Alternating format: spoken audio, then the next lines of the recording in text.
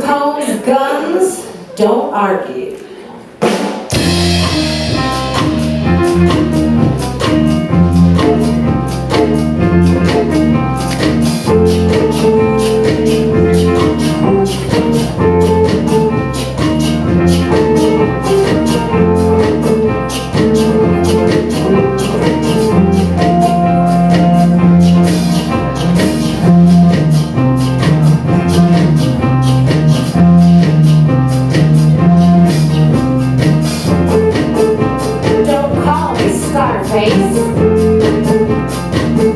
My name is Capone.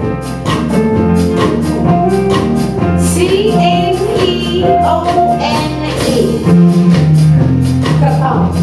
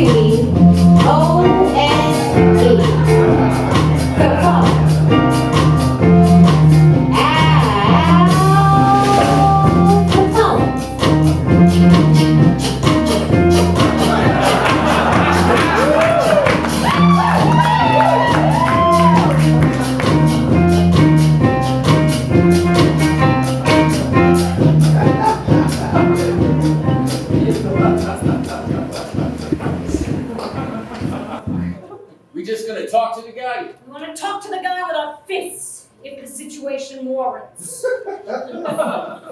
So we're gonna be in here? We're just gonna be in here when he comes. Oh, okay. Like a little surprise. Just like a little surprise.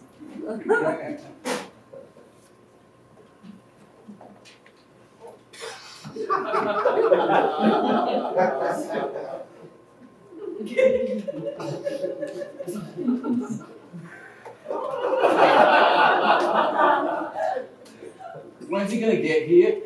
I don't know. Well, Frankie, I just guess I should have eaten first. You should have eaten first. Maybe he's got some grub in here. I'm gonna have a look around. Take a look, but I'm gonna turn out the lights so as we have the one up on him. Good thinking, Frankie. Arriving home from one of Hollywood's glamour house parties. The glitz. All under my skin. And no, sir, I do not like it. I am no friend of Swank. I'm a goddamn writer! Not one of those self-proclaimed demigods. Those gods. Those blowjobbers. Those monsters. I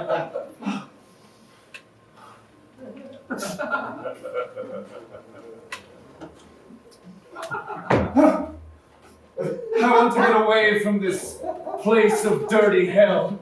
But writing is my blood. I am a writer. Oh, I proclaim to the heavens above, through the fogged blanket, through the refracted streetlight haze, with each pattered step on a dirty street, alone at 3 a.m., a terrifying, inebriated journey, as though anything is possible!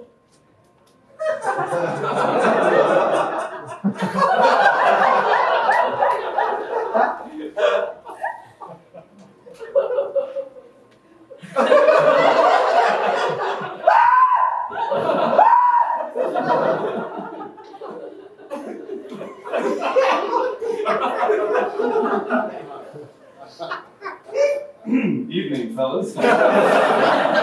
Evening, pal. What can I do for you both? Scotch? Yeah, sure. No. No. We're here on business, friend, so, why don't you sit down? Yeah. Sit down.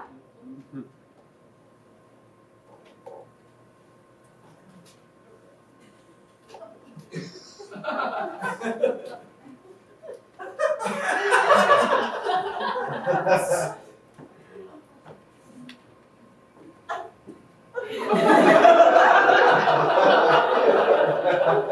the idea. Now, so we got a little bone to pick with this. Our boss certainly does. Do you know who our boss is? I bet you know him. I'd say I have a reasonable guess. You wrote a nice script, pal. Yeah, we both read it. It was a real gas. There's just one little problem. It's not with the styles or quality or anything. Al Capone wants to know why you're making a motion picture out And of it. Mr. Capone isn't happy. No, Capone is angry. And do you know what happens when Al Capone gets angry? Not from first-hand experience, but I have a fair assessment. You think you know, Pally? But we's gonna show you. From the inside out, Capone sent us to give you a little Valentine's Day present. Listen, gentlemen, the picture isn't about your boss. Oh, really? What's the name of your movie again? Scarface. That's right, Scarface. Like Al Capone's nickname, on account of the scar. On account of the scar.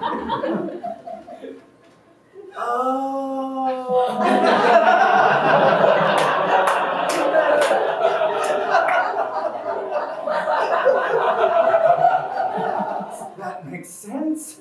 That makes total sense, yes. That you would think it's about your boss on account of the scar.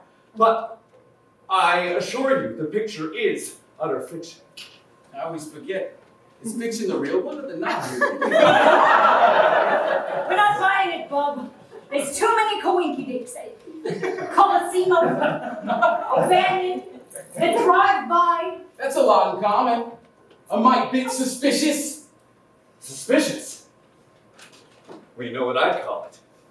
Inspired. I can't believe that without even knowing what I was doing, I happened to be writing about the world's most incredible gangster. Are you saying you tapped into a zeitgeist? Well, as a writer, I am but a vessel. My words come from beyond me. Some greater power moves through me, and I am a slave to it. I can no longer or no sooner try to control the process than the phases of the moon or the flowing of the tides.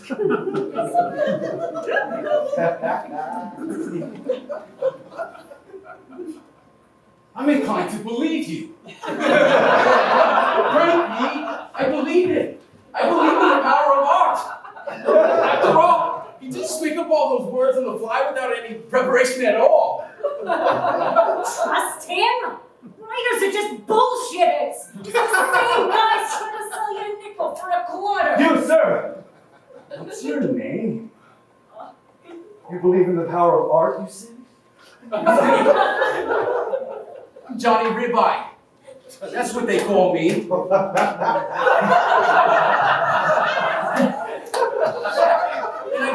I have a certain amount of respect for people who make something in this world. They say, have you ever thought about working for the pictures? We could use someone with just your cut. You don't say. Not to interrupt you while you two fairies wax poetic. We're on a job here. Let him have his say, please, Frankie. Make it quick, pal. And by the end of it, if I'm not convinced you didn't write this thing about Capone, I'm putting a bullet between your peepers. And that's all there is to it. Listen!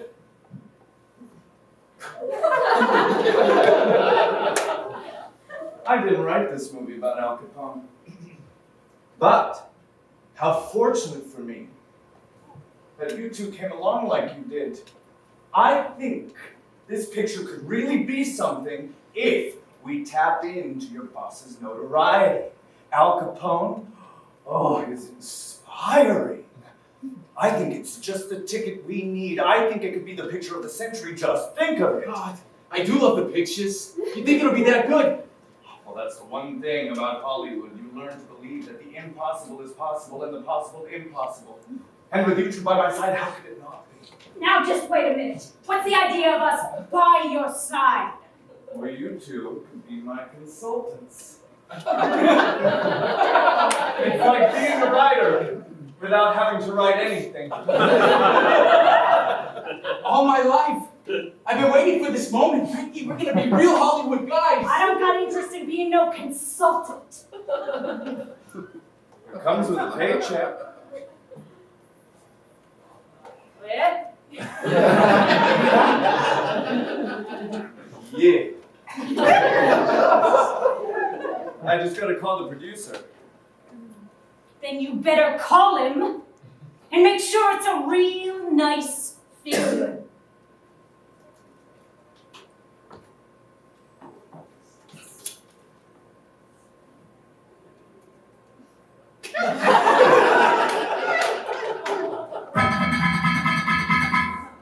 Hello?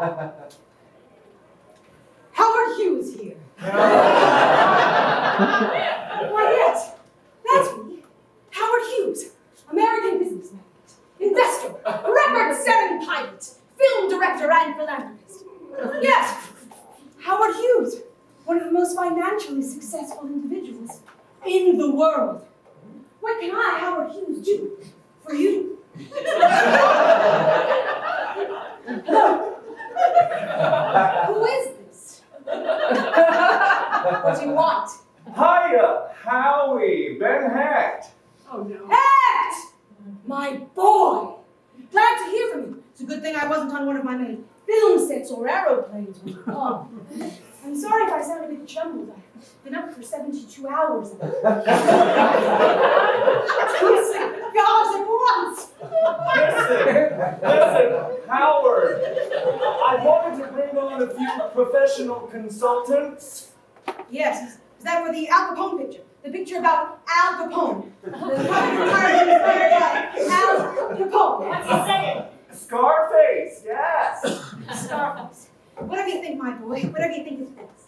If I've got something to give, by God, I'll give it to those deserving. And I've got almost everything.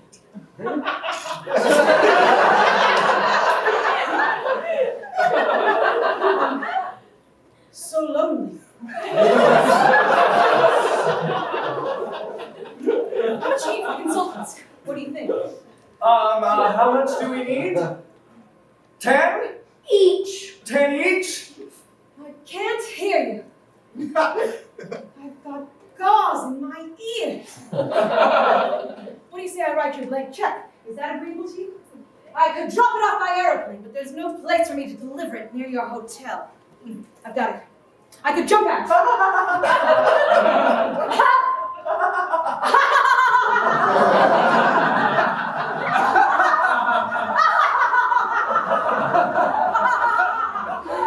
You don't have to send it by plane. I see. You've got a good head on your shoulders, that's what I've always said. Keep up the good work.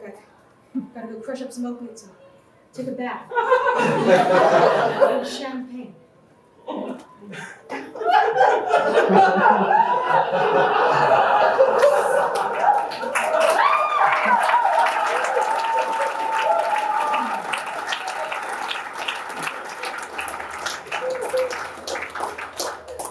He agrees. 10,000 apiece. And to make sure Mr. Capone is happy, we'll throw in an extra little bonus too, to make sure it's nice and clear that the movie, which was definitely never specifically written about him, will be an homage to his greatness. I don't want to go back. It's the end of it over there in Chicago. Shut up! It's the end of it over there. And you've shown me that Hollywood is the place of dreams and opportunity. Can't I stay here with you? No dice, Mr. Ribeye. But you've got to go back home to where you belong. Back home to Chicago, where the liquor flows. Mr. Capone needs you. We need you too. But don't forget,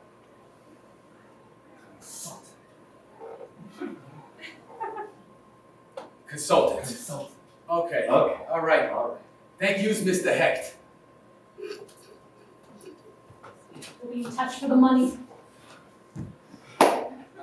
Hollywood, the place of dreams. Dreams. Whoever believes that this circus is for dreamers has it coming.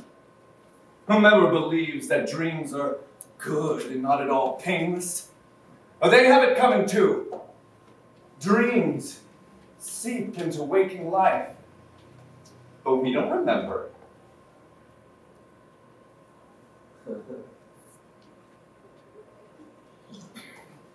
We don't remember, do we?